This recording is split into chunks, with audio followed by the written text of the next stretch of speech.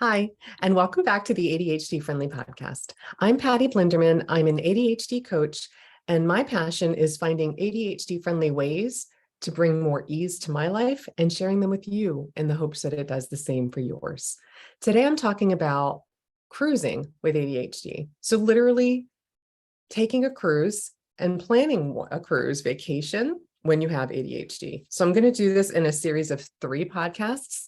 In this first one, I'm just going to be talking about planning the time on board the ship, excursions, dining plans, beverage packages. Oh my. And then in my second of the 3 episodes, I'm going to record an episode on the cruise ship. And then the last in the series, I'm going to celebrate wins. And I'm also going to notice what could have gone better. What would I want to remember and do differently on a future cruise? And how I'm going to remember that by putting it in my personal owner's manual. So that'll be a special POM edition of the podcast, personal owner's manual, POM. So for today, I'm just going to be talking about planning the time on the cruise. So I shared in a previous episode how it can be really challenging to plan vacations when we have ADHD, planning in advance, that time horizon, budgeting for it, deciding where to go, all of those things. My husband and I are celebrating our 30th anniversary and decided to take a week-long cruise to Alaska. I love cold weather. I've always wanted to go to Alaska, never been. And we've only been on one other cruise, and it was more than 20 years ago. So I thought I still remembered a lot. One of the reasons I picked it was because I remembered it being really easy to plan. You kind of just, decide when and how long, and pick a cruise line, and it's still decisions, but I just remember it being easier to plan. So I like the idea of it, because once you book the ship, it's like, okay, well, everything's included, everything's in. And it feels much more a la carte now that I'm doing a deeper dive. It's getting closer to the date of our cruise, and I'm feeling the urgency finally, after months of getting emails from the cruise line and ignoring them because they come every day. I literally just throw them away and delete them because I can't keep up with it. It's just visual clutter. But one caught my eye yesterday that alerted me that the discounts they offer for pre-purchasing excursion packages and meal plans and different things will go away at the end of the day tomorrow. Well, I don't want to pay more for something if I could have paid less if I did it earlier. So that kicked it into gear. And so I sat down and just opened up the cruise information that they sent with the different options, and immediately became overwhelmed. I was looking on my phone and that didn't work at all. So I moved to my computer.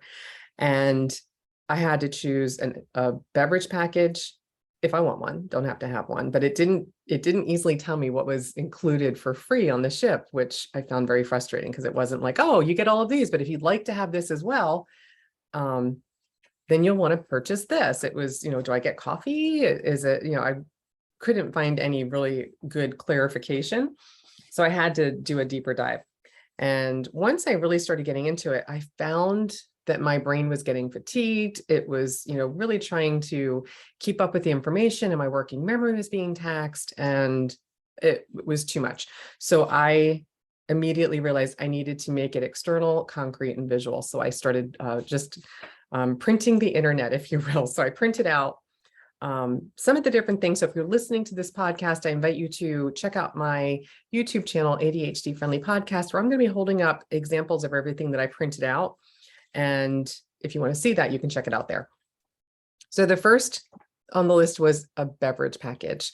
And I found it really challenging because it gave the price for the package per guest per day, but I had to do all of the math. So that was immediately when I realized I need to print this out and I need to do the math and write it on there. So I did a screen grab of the page, and it made it really easy to make the decision once I did find what was included for free. So I get tea and coffee, iced tea, hot chocolate, lemonade, water, and milk.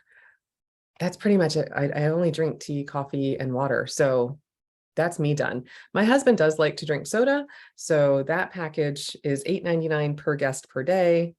And for him, that was worth it. So that was fine. But then they had like specialty non-alcoholic packages and specialty coffee packages and deluxe beverage package, which includes alcohol. And my husband and I are not big drinkers. And when we did the math, it's $703, pretty much $100 a day for us to add the alcohol package, because you weren't allowed to add it to just one person in the stateroom. And it had to be for both.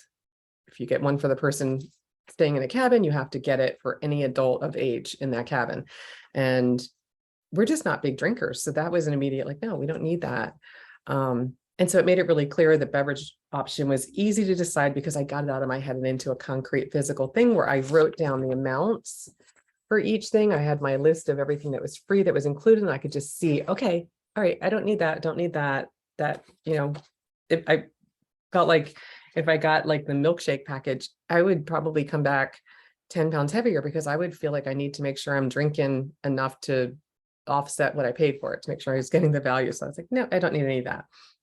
And then we moved to the meals and kind of had the same thing. I found an example of a regular menu and, like what's included in the cruise price for free. And then they had to be specialty restaurants. And we pretty much decided that we don't really want to pay extra for the restaurants. We'd rather pay more for the excursions. So again, we decided there was nothing we needed to do with that at this time. If we want to do something, if we change our mind, we can do that. But let's look at the excursions. Now, the excursions, I printed them out. The good thing about waiting until this late is a lot of them are gone. They're sold out. So it did limit the decisions, which was really actually helpful, because you'll see, like I printed out, there's 5 pages of these, and I put an X through anything that's already sold out or we don't have an interest in, or it's just beyond our budget that we want to pay for something. And so like on this page, I only have 3 things I could choose from, but even still, it was a lot for me to visually process. I have 5 sheets of this.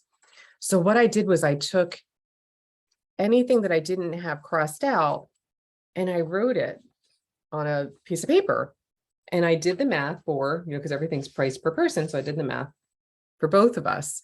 And we have 3 different days that will be in a port. And I really looked at what are the things we want to do. And then I sat down with my husband and we looked at it and decided, we'll do 2 of the ports, we'll do an excursion. And the 3rd one, there really wasn't anything that was that sparkly that we felt passionate about. So we weren't going to do one that day. And then this brought me to, what is our budget for all of this? Like, how do we know how much we want to spend or how much we have available to spend for these different decisions? And it literally, that awareness came in this planning process. And I realized that was part of what I was resisting about going in and making these decisions, which I knew it was going to take effort to sit down and think about.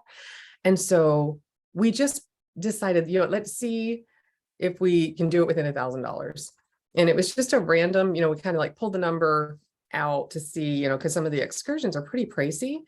And we thought, well, let's see if we can keep our budget within that. And then the 2 excursions that we ended up picking really didn't end up breaking the budget. So I was like, oh, well, that feels really like we're on the right track here, because it was like $600 for the 2 excursions for both of us, which I thought, oh, that leaves us with some breathing room. I'm even under budget, which is something I don't experience a lot.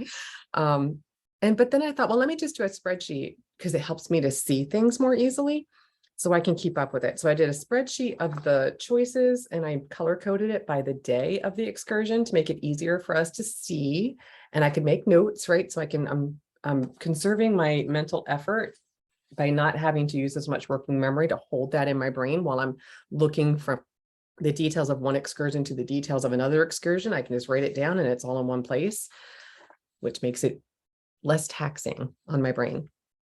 But then I thought, well, let me just kind of break down the decisions we're making into a spreadsheet so I can remember what we decided and how much money we've already allocated. And this is really a game changer for me to be able to see this.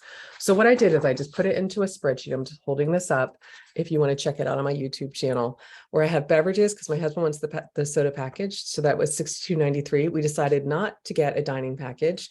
The excursions ended up being $620. And here's the category that I looked up. What other unexpected expenses come up on cruise ships? And it's tips. And the rule of thumb, they said, is about for a couple, they said it was about $250 for a $200 for a 7-day cruise, but I also know there'll be tips for the excursions.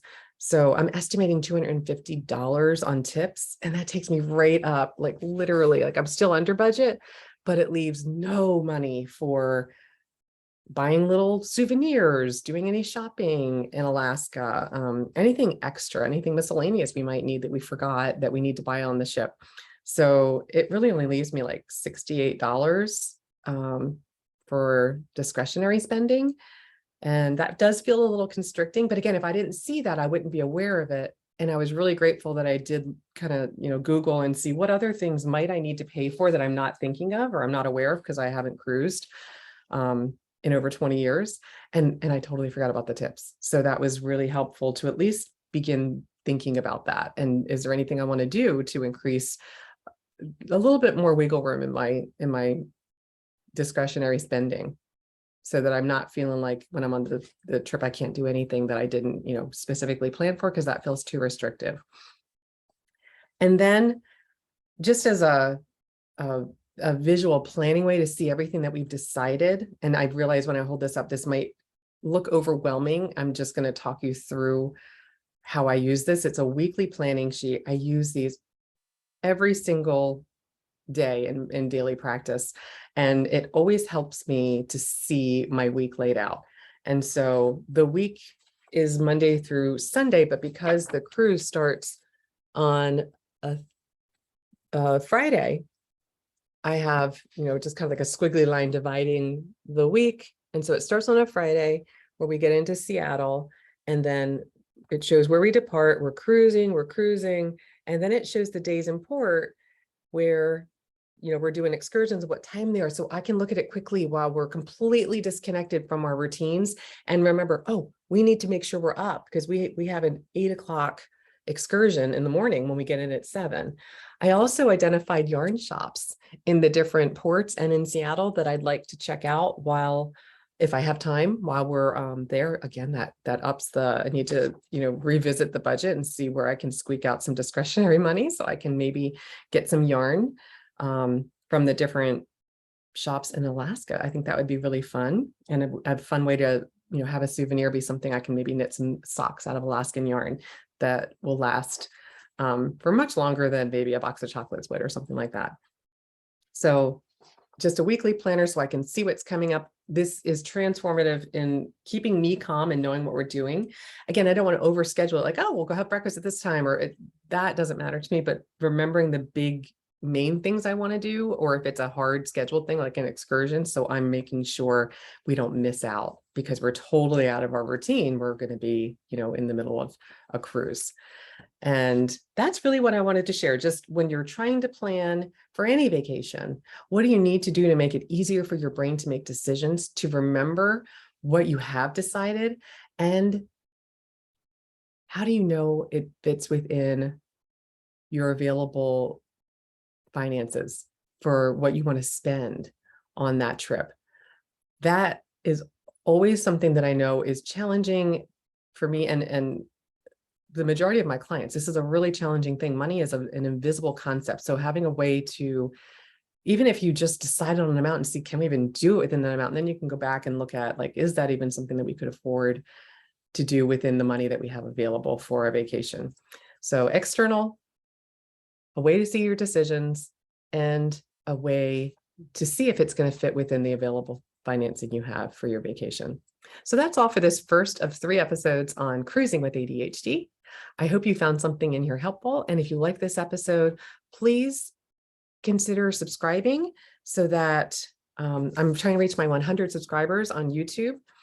And if you have already, thank you. I appreciate each and every subscriber. It really does make a difference. And if you have cruise tips, something that if you're a avid cruiser, and I'm such a novice, like if you have tips, please reach out and share them with me. I'd love to hear, post them in the comments. I'd love to hear anything that worked for you that I can even, share in a future episode. And remember, the best time to start your personal owner's manual is when you were a kid. And if you haven't started one yet, the second best time is right now. Visit my website, ADHDfriendly.com. Lots of resources and tools on there to get you started. And until next time, tally ho.